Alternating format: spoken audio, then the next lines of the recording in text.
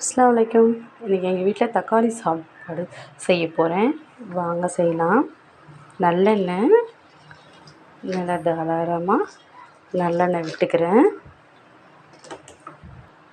இது கூட ஒரு ஸ்பூன் கடுகு பொரிஞ்சு வெடித்து வரட்டும். கடுகு வெடிச்சிருச்சு. கொஞ்சம் கடலப்பருப்பு நல்லா வறுத்தாச்சு. இப்போ ஒரு கைப்பிடி சின்ன வெங்காயம் நல்லா வதங்கிடுச்சு. இது கூட ஒரு கைப்பிடி பூண்டு தட்டி வச்சுருக்கேன், அதையும் நல்லா போட்டு வதக்கிக்கலாம். இப்போ 3 பச்சை மிளகாய் சேர்த்துக்கிறேன். இப்போ 3 தக்காளி கட் பண்ணி வச்சுருக்கேன், அதையும் சேர்த்துக்கிறேன். நல்லா சேர்த்து நல்லா வதக்கிக்கலாம்.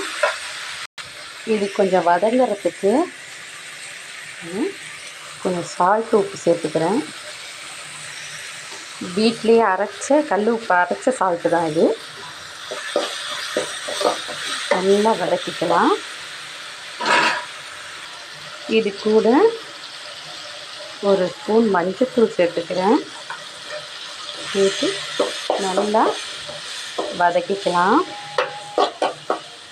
நல்லா வதங்கிடுச்சு. இது கூட கொஞ்சம் கருவேப்பிலை சேர்த்துக்கிறேன். இதுவும் நல்லா வதக்கிக்கலாம். இது கூட ஒரு ஸ்பூன் கரம் மசாலா சேர்த்துக்கிறேன். இதோட பெருங்காயத்தூள் சேர்த்துக்கலாம். இப்போ இது நல்லா வதங்கி வந்துடுச்சு. இப்போ அடுப்பை ஆஃப் பண்ணிக்கலாம்.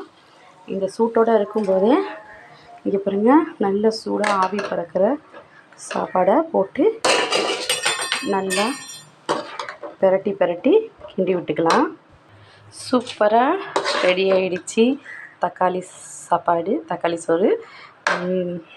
சூடாக இருக்கும்போதே இது கூட சைட் டிஷ்ஷாக அமுக்கு முட்டை பொரிச்சா செம்ம டேஸ்ட்டாக இருக்கும். அதுதான் செய்ய போகிறேன் நான்.